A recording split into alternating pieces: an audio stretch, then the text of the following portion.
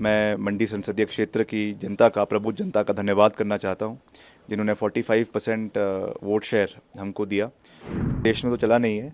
देश में तो जिस तरीके से पूरे देश में 400 पार की बातें करते थे, अब 250 भी बड़ी मुश्किल से पार हो रहा है अपने बलबूते पर। अब जो है नई नई बातें हो रही हैं।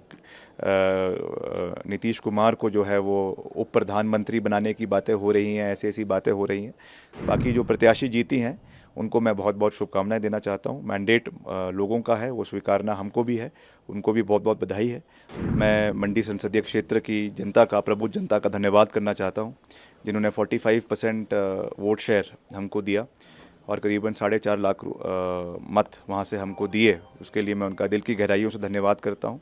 और जो वहाँ से प्रत्याशी जीते हैं उनको बहुत बहुत शुभकामनाएं। और मैं यही विश्वास रखता हूँ कि जो बातें कही है वहाँ के डेवलपमेंट के बारे में उसको वो पूरे हों। और मैं आज भी कह सकता हूँ कि I stand with the people of Mandi. जो भी वहाँ की हमने बातें करी है उसको हम सरकार से पूरा करवाएंगे। चाहे वो वहाँ पे हमने स्मार्ट सिटी बनाने की बात रखी है, चाहे हमने टनल्स के इंफ्रास्ट्रक्चर की बात करी है, और जो भी हमने वहाँ के डेवलपमेंट की बात करी है। क्योंकि मैंने चुनावों में भी ये कहा था कि चाहे जीत हो चाहे हार हो, हम उनके साथ खड़े हैं और हम आगे भी उनके साथ खड़े रहेंगे और अपने डेवलपमेंटल कार्यों को आगे ले जाने का पूरा प्रयास करेंगे। किस तरह से आकलन किया जाएगा, क्या फैक्टर्स मानते हैं आप you could not make it?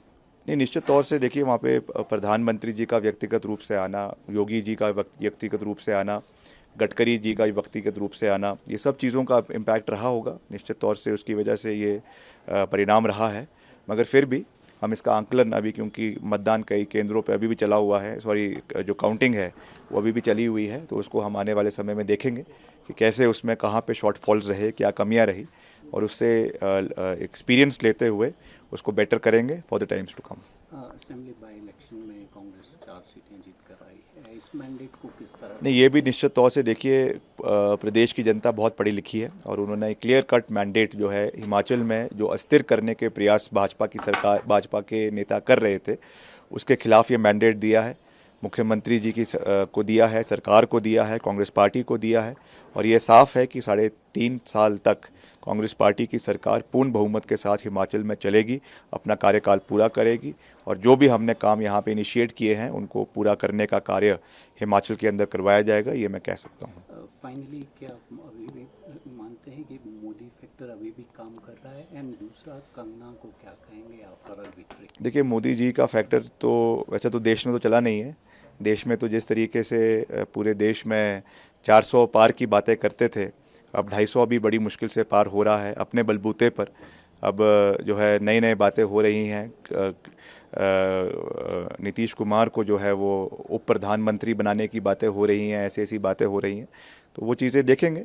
मगर फिर भी इंडिया अलायंस अभी पूरी मजबूती से आगे आया है और हो सकता है कि अभी और गठजोड़ करके सरकार देश के अंदर इंडिया अलायंस की बने। इसमें भी कोई बड़ी बात नहीं है, इसमें सब नेता राष्ट्रीय स्तर पे कार्य कर रहे हैं। बाकी जो प्रत्याशी जीती हैं उनको मैं बहुत बहुत शुभकामनाएं देना चाहता हूं। मैंडेट लोगों का है, वो स्वीकारना हमको भी है, उनको भी बहुत बहुत बधाई है।